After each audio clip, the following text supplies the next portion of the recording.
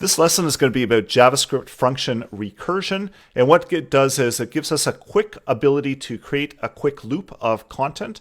And essentially what it's doing is it's a function calling itself from within itself. And this is a really neat function that we can apply and have this functionality. In this case, what we're doing is we're creating a loop.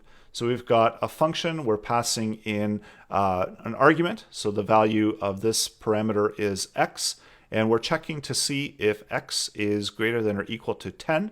And if it is, we add return, in which will end the loop. Otherwise, we log it out into the console, got our recursive call, which is calling itself. So it's taking x and it's adding 1 to it. So the next time that it comes through, x has an incremented value, and it will continue to loop through until it meets this condition and it can finally return the function. So the challenge within this lesson is to create a function that asks for a guess from the user and uses the guess value to compare to see if the user guessed correctly and let them know if it's correct or incorrect, and then call the function again until you get the correct guess.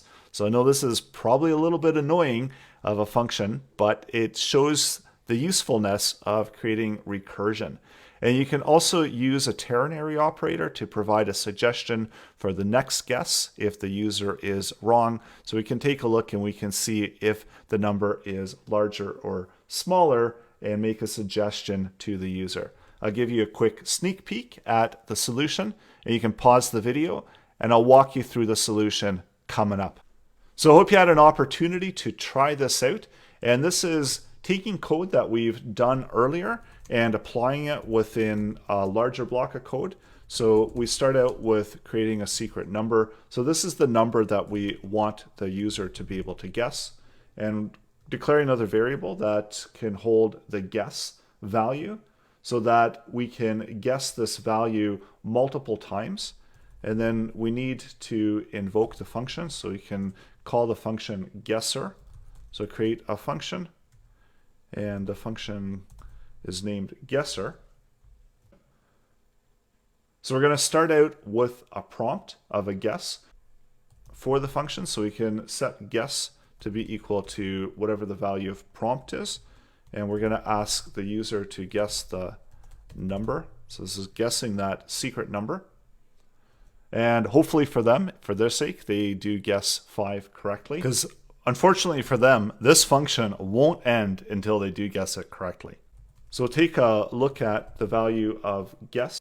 And we're also going to turn that, make sure that it is a number that they are guessing. So guess number. So we make sure that it is a number by using the data type conversion. So converting it into a guess.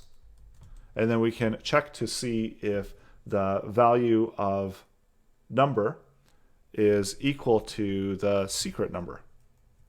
And if it is, then we can output a message that they guessed correctly. So in the console, we'll output a message. You got it. And then to break out of our recursion, we're going to do a return. And if they didn't guess correctly, then we're just launching guesser. So this is a function guesser, and what this is going to do is this is going to create a prompt. The prompt is going to ask our user to guess a number. We're going to take that response value, turn it into a number, and then check to see if guess number is equal to the secret number.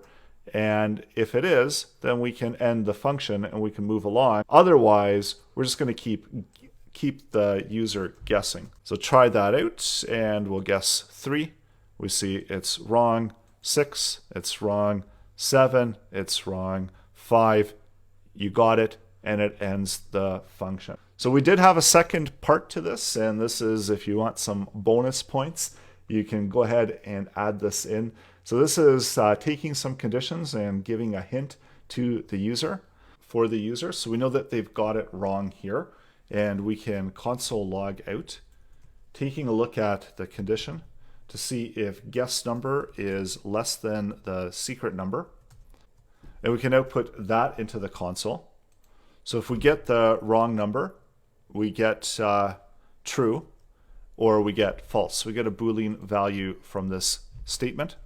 And we can apply this into a condition, ternary condition, where we can check to see, so creating a message, we can check to see if the guess number is less than the secret number. Otherwise, we're going to tell them to go lower. Wrong. And then let's add the message. So this will give us a hint as to which direction the guess needs to be. So a guess 2, go higher. Guess 8, go lower. 6, go lower. 4, go higher. And then 5, we got it right. So this is how you can add some additional functionality into your game.